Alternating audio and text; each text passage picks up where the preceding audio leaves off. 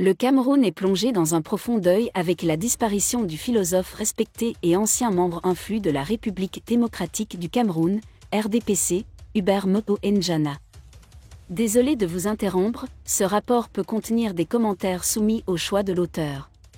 S'il vous plaît, si vous êtes nouveau sur cette chaîne, veuillez vous abonner et activer la cloche de notification.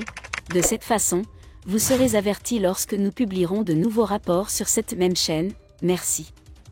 Njana, 77 ans, était un écrivain prolifique et un homme politique déterminé qui a laissé un héritage qui a transcendé les sphères académiques et politiques et a laissé une marque indélébile sur la pensée politique du président Paul Biya. Né à Ekabita, centre, province de l'Eki, Hubert Mono Njana a tracé son parcours académique d'une manière inattendue, des études de droit à l'envie de se plonger dans la philosophie. Le temps qu'il a passé avec les pairs de l'Académie Voga de Yaoundé a joué un rôle déterminant dans son orientation intellectuelle. Il a été professeur de lycée dans les années 1980 et a terminé sa thèse en 1990 à l'Académie des sciences de Pyongyang en Corée du Nord.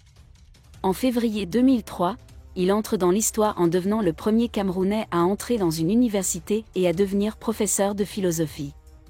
Hubert Mono Njana a également joué un rôle crucial dans le domaine politique.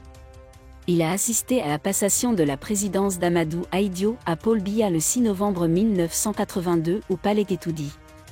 Son rapprochement avec le président Biya est souvent évoqué, et il est également secrétaire général adjoint à la communication du CPM. Son engagement politique se reflète dans ses écrits, notamment dans le livre controversé de 1987, sur le fascisme national dans la littérature politique camerounaise.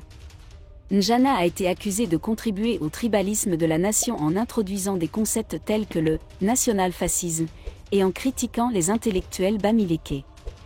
La position d'Hubert Mono Njana a évolué au fil des années. Ces dernières années ont été marquées par des critiques de plus en plus virulentes à l'égard du président Biya. En 2017, il a publié une chronique, Aujourd'hui, exprimant son mécontentement, déplorant l'échec du plan présidentiel et suggérant qu'il y avait trop de quitter le social-démocratique front.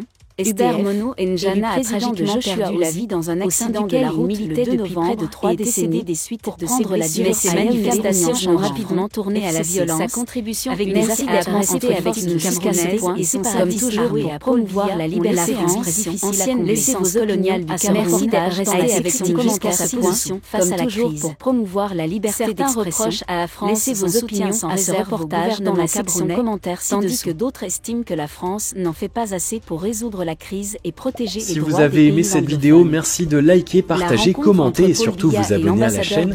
Et on se retrouve perçue comme une insulte à la France.